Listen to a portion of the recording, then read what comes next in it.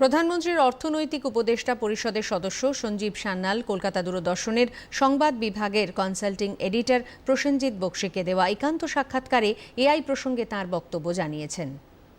Artificial ইন্টেলিজেন্সের কারণে অনেক যে আইটি রিলেটেড সেক্টরই শুধু নয়, অন্য সব সেক্টরে ওটার একটা কোনো না কোনো একটা প্রভাব আসবে। সেটা মানে এটা হবে, আমরা চাই না চাই এটা হবে। এখন প্রশ্ন হচ্ছে কি আমরা কিরকম করে এটার সঙ্গে অ্যাডাপ্ট করি।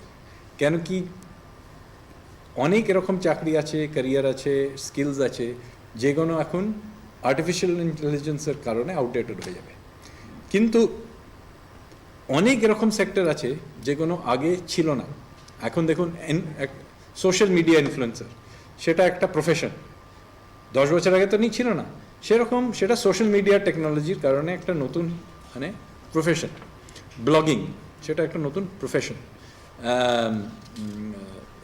পডকাস্টার এগুলো নতুন প্রফেশন।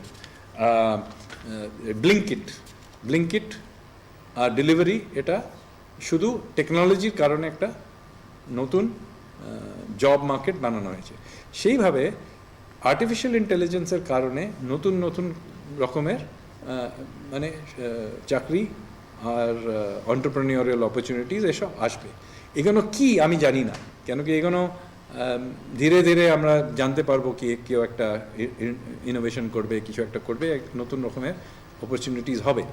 কিন্তু যদি আমরা আর্টিফিশিয়াল ইন্টেলিজেন্সকে ভয় পাই তাহলে কি হবে? প্রথমত এই যে জিনিসগুলো চেঞ্জ হবে, পরিবর্তন তো হবেই, কিন্তু আমরা যে এই যে অপরচুনিটিসগুলো আছে সেগুলো আমরা দেখতে পারবো না। আমার এই শুধু এটা এতখানি বক্তব্য কি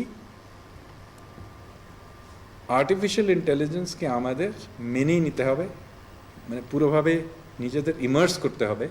কেন কি এটার থেকে অনেক কিছু জিনিস আমরা করতে পারবো যে আগে টেকনোলজিক্যালি পসিবলই ছিল না।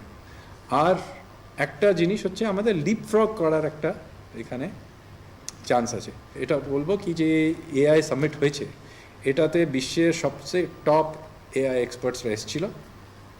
আমাদেরও অনেক নিজেদের এআই এক্সপার্টসরাও ছিল। আমাদের যা এক্সপোজার যেটা আমরা পেয়েছি এআই ইউনিভার্সে, সেটা সাধারণত সম্ভব হতো না।